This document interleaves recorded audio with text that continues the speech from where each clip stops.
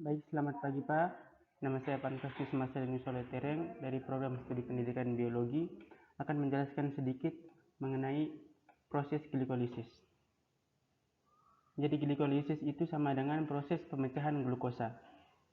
Glikolisis merupakan jalur utama untuk pemanfaatan glukosa dan di dalam sitosel pada semua sel. Jalur ini merupakan jalur unik karena dapat menggunakan oksigen melalui rantai respirasi dalam mitokondria atau aerob dan juga dapat bekerja bila sama sekali tidak ada oksigen atau anaerob.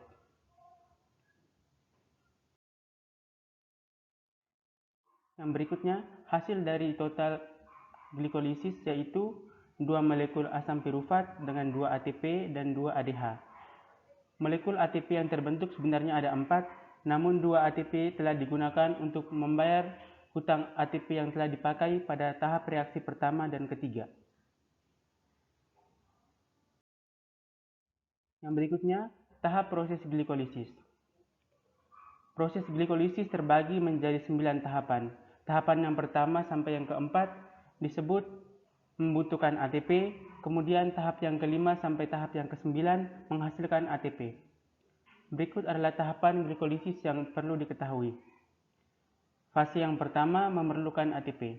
Yang pertama, glikolisis diawali dengan forilasi glukosa membentuk glukosa 6-fosfat. Yang kedua, kemudian glukosa 6-fosfat mengalami isomerisasi menjadi fruktosa 6-fosfat.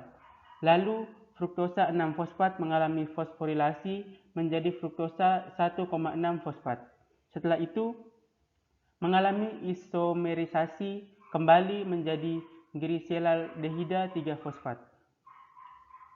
Ini adalah jalur tahapan glikolisisnya.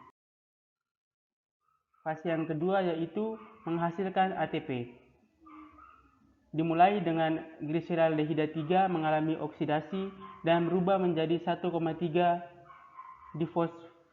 difosfogliserat. Yang keenam, 1,3 difosfogliserat merupakan senyawa tinggi. Dengan bantuan fosforiserat kinase kemudian berubah menjadi 3 fosfogliserat. Yang ketujuh, setelah itu enzim tersebut berisomerisasi menjadi 2 fosfogliserat. Yang kedelapan, kemudian enzim tersebut berubah menjadi fosfoleol pirufat. Dan yang terakhir menjadi asam pirufat atau ATP.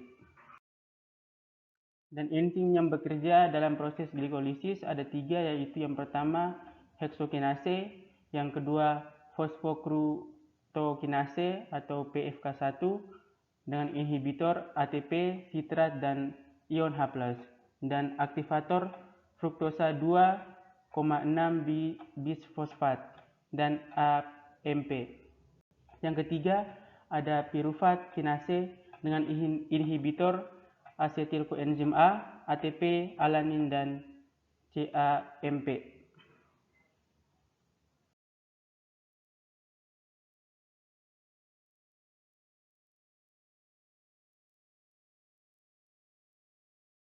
Sekian dan terima kasih.